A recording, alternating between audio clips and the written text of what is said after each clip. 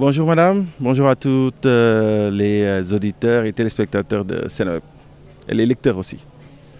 Faut dire que c'est une passion, hein. C'est une passion, ce métier on le fait par passion, par détermination et par volonté d'impacter notre environnement proche. Quand je dis impacter notre environnement proche, je pense que chacun de nous a une mission importante durant sa courte vie et voilà, on essaie d'impacter positivement. Et je pense que le journalisme est un métier noble dans ça qu'il embrasse beaucoup de sujets et de thématiques qui peuvent impacter sur la vie des gens, c'est-à-dire poser des problématiques, parler des sujets qui ne sont pas abordés par le grand public et exposer des problématiques et aussi raconter des histoires, ces belles histoires inconnues que les gens aimeraient connaître et souvent qui sont passées sous silence.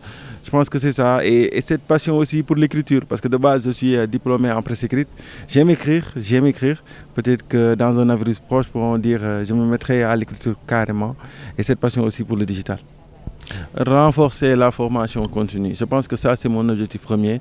Mobilisation des ressources aussi, pour mobiliser des ressources pour améliorer les conditions de vie des reporters par rapport à la couverture maladie, par rapport aussi à tout ce qui est logement. On s'y met, on est en train de se battre. Mais aussi, on est comme par exemple là, on est dans les journées de concertation. On est là aussi pour poser les problématiques des jeunes reporters, la situation de la presse, la précarité, les arriérés de salaire. Parce qu'il est bon de faire, comme on dit, hein, il est bon de faire la régulation des médias, mais parfois aussi, il faut s'appesantir sur la situation des jeunes reporters et aussi donner l'opportunité aux jeunes reporters de proposer leurs solutions médias, c'est-à-dire des entrepreneurs médias.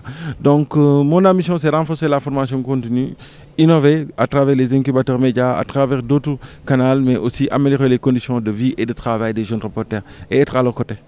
Les enjeux majeurs du journalisme aujourd'hui, c'est l'adaptation. Honnêtement, je pense que ce que je dis peut intéresser des gens qui sont à Sénégal comme Toumbo, mais je pense que les défis majeurs de la presse sénégalaise aujourd'hui, c'est l'adaptation. C'est-à-dire l'adaptation des contenus par rapport aux besoins du grand public, l'adaptation aussi par rapport au support numérique, c'est-à-dire et aussi ne pas être dans une démarche généraliste. C'est-à-dire qu'aujourd'hui, si on regarde bien, que ce soit les télévisions et les radios sénégalaises, et même les médias en ligne ont le même programme, c'est-à-dire soit c'est des matinales, soit des émissions la mi-journée, soit c'est des émissions de ça. Il n'y a pas d'ingéniosité dans la création de contenu, ni de créativité.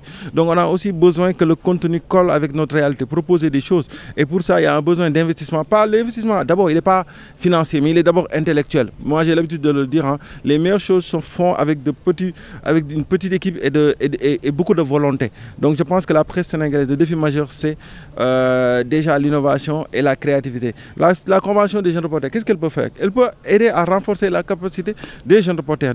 Elle peut aussi aider dans les incubateurs. C'est-à-dire qu'aujourd'hui, nous, on se dit, il y a des jeunes reporters qui sont dans les rédactions. Ils n'ont pas l'opportunité de faire ce qu'ils veulent faire. Nous, on va pouvoir les incuber, chercher les moyens, proposer des solutions, leur donner le budget et qu'ils aillent faire ce qu'ils veulent faire dans le métier concrètement. Persévérance, abnégation, détermination et le mot qui revient souvent, résilience. Tout n'est pas rose. Et dans tous les corps de métier, comme j'aime à le dire, tout n'est pas parfait aussi. Mais dans ce qu'on fait, dans ce qu'on aime, il faut être résilient. Parce qu'il faut être résilient pour pouvoir se lever chaque jour tôt le matin, aller au travail, revenir et le faire avec passion. Éviter, gérer les problèmes, gérer les difficultés. Ce n'est pas tout le temps évident, mais il faut beaucoup de résilience. Parce que moi, ma conviction, c'est que quand tu es passionné, quand tu es dans un métier, si tu crois à ce que tu fais et que tu continues à apprendre, parce qu'il faut aussi apprendre, il ne faut pas rester statique. Quand tu continues à apprendre, tôt ou tard, ça va payer. Ça, c'est ma conviction personnelle. Persévérance et résilience. Événements, je pense, soit les événements de juin 2023, soit les événements de juin 2023, soit la CAN. La CAN, En fait, c'est deux événements particuliers, en fait. Je pense que le premier événement, c'est la CAN. C'est la CAN au Cameroun. J'ai bien aimé. Et je pense que je me rappelle cette photo, après je pourrais vous l'envoyer, où Sadio Mané marque le dernier but et où j'ai jeté la caméra et je jubilais à côté. L'autre événement qui est moins ludique, mais quand même assez marquant, c'était les événements de juin. Quand même, il m'est arrivé souvent tard le soir de sortir, soit d'aller pour gérer certaines couvertures. Et parfois, je vous dis, j'ai eu un pincement au cœur quand j'ai vu la situation du pays à cette époque. Ça m'a vraiment marqué. Je me suis dit que ce pays ne méritait pas ça. Ce pays ne méritait pas parce qu'il m'est arrivé. Voilà quoi. Je suis passé à un endroit où on a dit un jeune est mort juste quelques temps avant. Je suis passé à côté d'une station de service calcinée.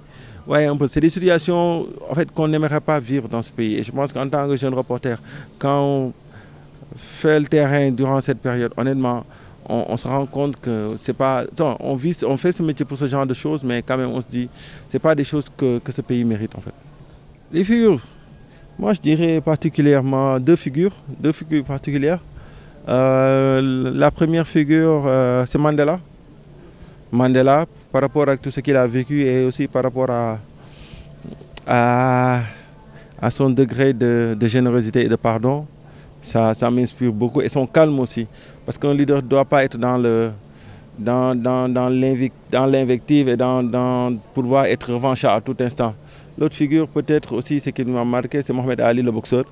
Comme je dis, ça, c'est une inspiration, comme je dis. Hein. Moi, je ne mets pas un pas en arrière quand j'avance. Après, je compte, je boxe. Voilà, ceux qui collaborent avec moi savent concrètement que même si c'est à H-2, quand je dis que je fais quelque chose, je le fais sans hésiter. Voilà, non, sans hésiter. Ça, je ne badine même pas avec. De nouveaux profils dans les rédactions, de nouveaux profils dans les sièges de responsabilité, de nouveaux, c'est-à-dire, et aussi beaucoup d'innovation, et aussi des contenus assez innovants, et des conditions de travail améliorées, et une nouvelle approche, parce qu'aujourd'hui, je pense que les journalistes doivent être mieux payés dans ce pays, et on doit trouver d'autres solutions. C'est bien, on peut le faire. C'est pas compliqué, c'est juste une question de stratégie et d'approche. Le frein à l'innovation, souvent, il m'est arrivé d'être dans des rédactions où j'ai proposé des choses, ça n'a pas percé, ça a été bloqué à un certain niveau. À un certain moment, ça m'a fait mal, mais après, c'est là où je réponds un peu à la question en off de Toumou, quand il me dit pourquoi tu quittes, tu démissionnes à tout va. Je dis non, parfois, quand tu arrives à un certain niveau et que tu as vécu certaines situations, facilement, tu ne restes pas sur place quand tu as atteint tes objectifs personnels.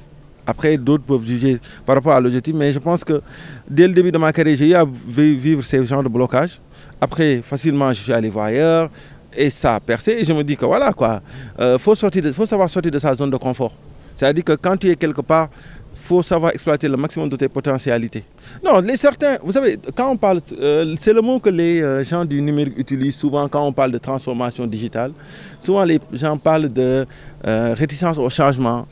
Conduite, comment on l'appelle encore, conduite, genre des stratégies de conduite au changement. C'est-à-dire que les gens sont facilement réticents au changement ou aux nouvelles technologies. Mais il va falloir les forcer, il va falloir le tordre le bras.